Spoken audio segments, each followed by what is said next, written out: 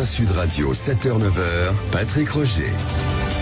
Et l'invité ce matin, Pierre-Alexandre Anglade, député Renaissance et président de la Commission des Affaires européennes. Bonjour Pierre-Alexandre Anglade. Bonjour.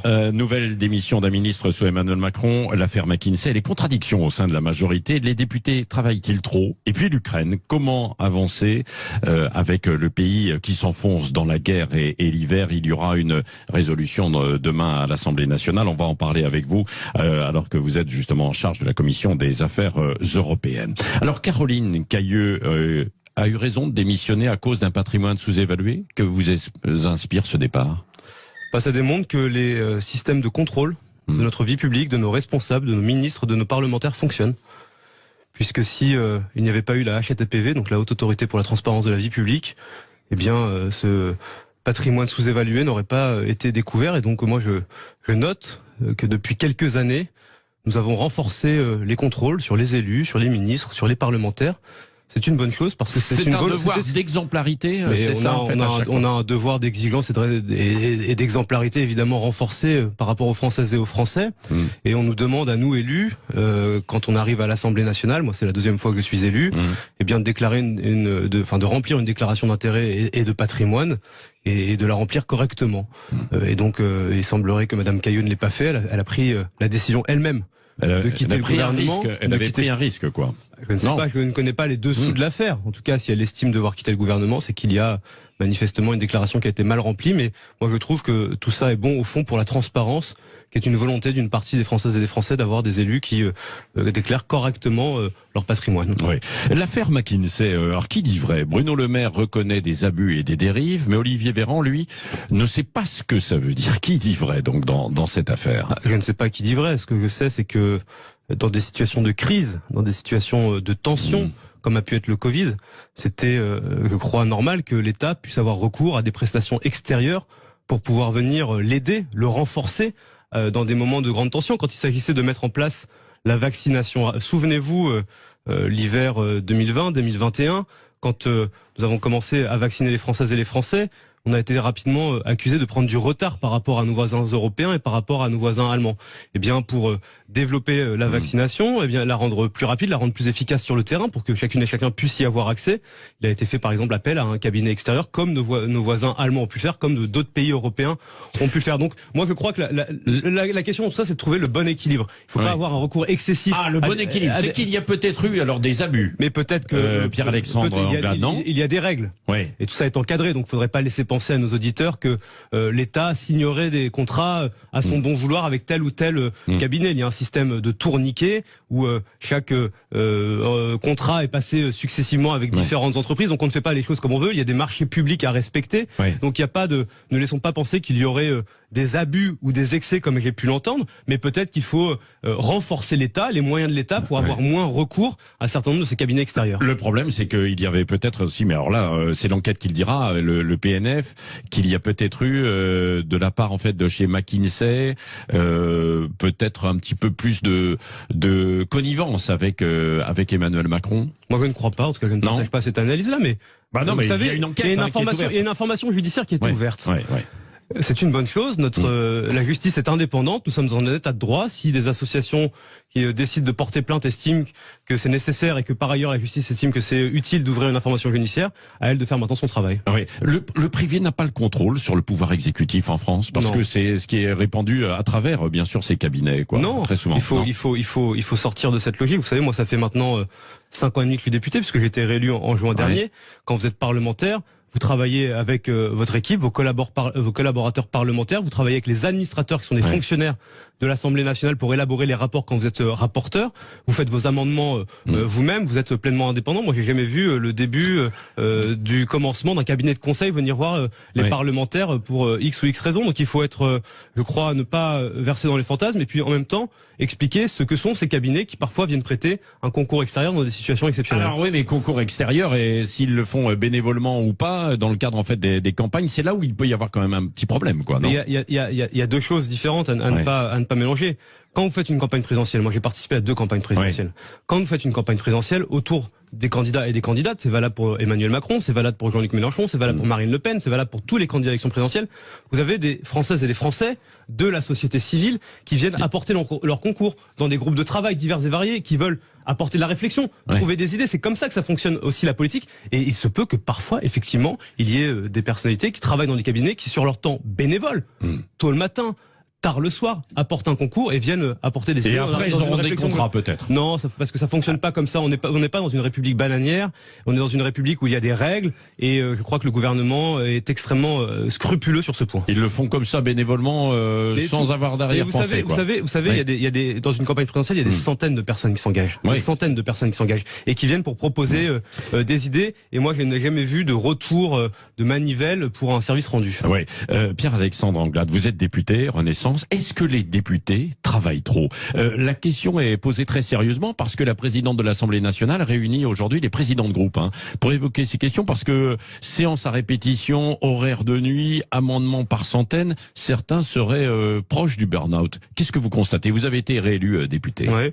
Écoutez, moi je pense pas que les députés travaillent trop. Je pense qu'ils travaillent beaucoup et c'est normal parce que nous sommes au service des Françaises et des Français et du pays. Nous avons été élus pour organiser la vie du pays, voter des lois, faire en sorte que la situation économique, sociale de ce pays aille mieux, faire en sorte que notre pays avance sur le bon chemin en lien avec nos partenaires européens. Et nous n'avons pas été élus pour nous plaindre. En revanche, que le travail de l'Assemblée nationale soit parfois mal organisé, qu'il y ait un recours excessif aux séances de nuit, c'est une réalité. Et effectivement, quand vous prenez, vous voyez, par exemple cette semaine. Hier soir, on a terminé la séance à minuit. Moi, je suis avec vous ce matin.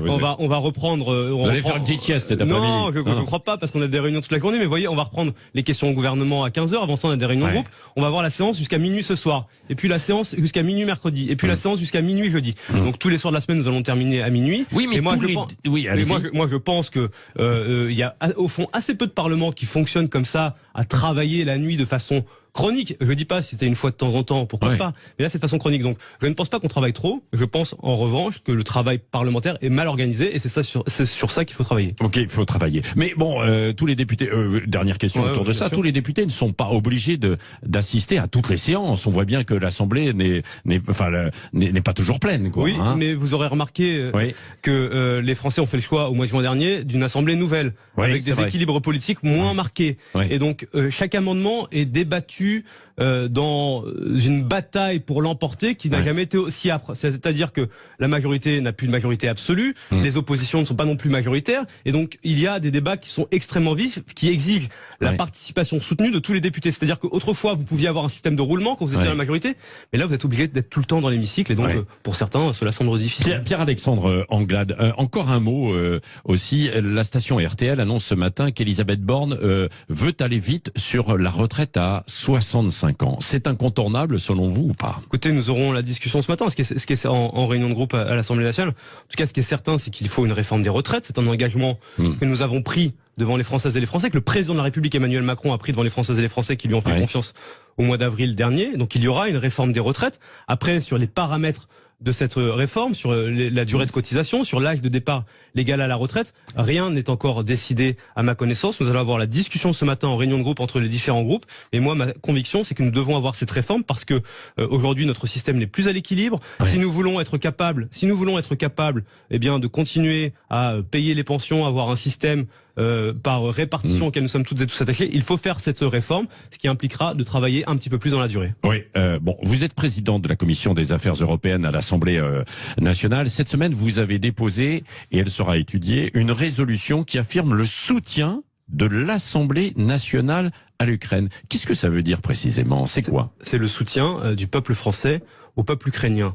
Parce que depuis le début de cette guerre en Ukraine, depuis le 24 février dernier, il n'y a pas eu de texte, il n'y a pas eu de résolution du Parlement français apportant un soutien concret à l'Ukraine. La France aide l'Ukraine à travers des livraisons d'armes, à travers un soutien financier.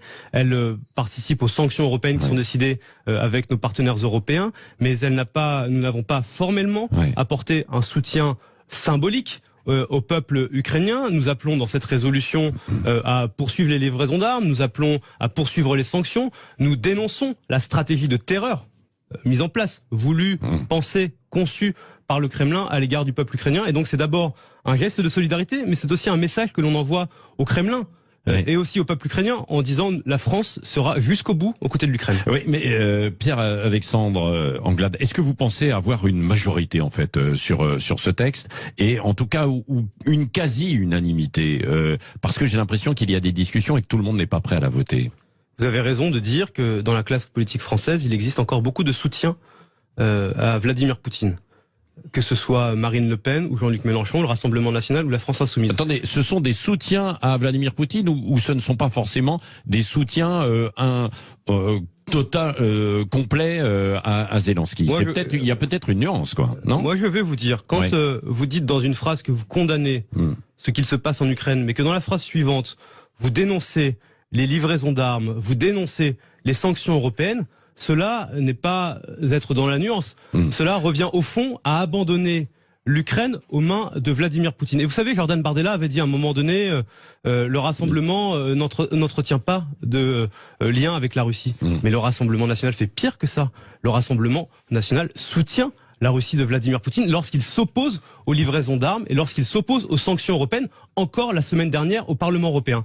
Et donc, moi, la question que je me pose, c'est est-ce que les députés du Rassemblement national et de la France insoumise, qui aussi se sont abstenus sur les textes qui condamnaient la Russie la semaine dernière, auront le courage de voter cette résolution ou seront-ils dans la même indignité que leurs collègues à Bruxelles et à Strasbourg? Oui, là ce sera une résolution de soutien, mais pas une résolution de condamnation de la Russie. Si, nous condamnons fermement la guerre d'agression menée par la Fédération de Russie. Nous condamnons en particulier la stratégie de terreur. C'est-à-dire que donc il y aura État terroriste également, comme ça a été écrit au Parlement européen. Il n'y aura pas écrit État terroriste, il y aura écrit que nous condamnons la stratégie de terreur, ce qui revient à dire que la Russie mène une guerre en Ukraine qui est une guerre terroriste, au fond, en ciblant des infrastructures civiles, les immeubles d'habitation, les écoles, les maternités, les hôpitaux, les infrastructures énergétiques au cœur de l'hiver. Cela ressemble beaucoup à du terrorisme. Et dans le même temps, Pierre-Alexandre Anglade, est-ce qu'il faut continuer de discuter avec Poutine? Moi, je crois que c'est le rôle de la France d'être une puissance d'équilibre et donc d'être capable, toujours, en toutes circonstances, de trouver des canaux, des voies de discussion avec celles et ceux avec lesquels on n'est pas d'accord. Et donc, j'ai entendu que le président de la République aurait peut-être un contact dans les jours à venir avec le président Poutine. Je crois. Vous avez des informations à ce sujet? Je n'ai pas d'informations, mais je crois que c'est. Parce qu'il y a un rendez-vous le 13 décembre, me semble-t-il, à Paris autour de cette guerre. Est-ce que ça pourrait être à ce moment-là? Je ne sais pas. En tout cas, ce que je sais, c'est que c'est nécessaire de pouvoir garder des moyens de communication, en particulier sur la centrale nucléaire de Zaporijia, où nous avons vu ces derniers jours des bombardements massifs qui auraient pu endommager la centrale nucléaire, ce qui fait courir un risque évidemment à l'Ukraine, mais aussi à la population européenne et mondiale dans son ensemble. Et donc ce conflit, il dépasse largement les frontières de l'Ukraine, et donc c'est la responsabilité de la France, puissance nucléaire, puissance mondiale, membre permanente du Conseil de sécurité des Nations Unies, de pouvoir entretenir le dialogue, même avec ceux qui commettent le pire. Oui. Est-ce que aussi vous soutiendrez la proposition de résolution de votre collègue Anne Genetet pour que le gouvernement français reconnaisse officiellement l'Holodomor, c'est un crime contre l'humanité à l'époque en fait de Staline? Oui. Oui, je la soutiendrai quand elle sera présentée. Je ne sais pas quand ce sera, mais en tout cas, elle l'a déposée il y a quelques jours.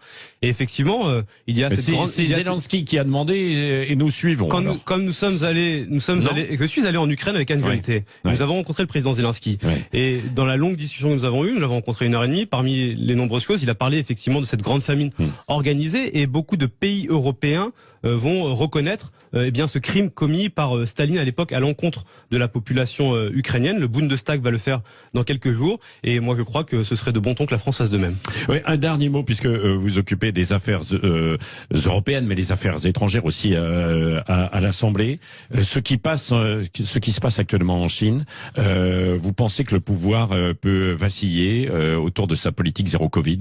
Je ne sais pas, mais en tout cas ce que je sais, c'est que le gouvernement chinois a une politique extrêmement restrictive sur le Covid, qui commence manifestement à peser beaucoup sur la vie des Chinoises et des Chinois, qui, dans un élan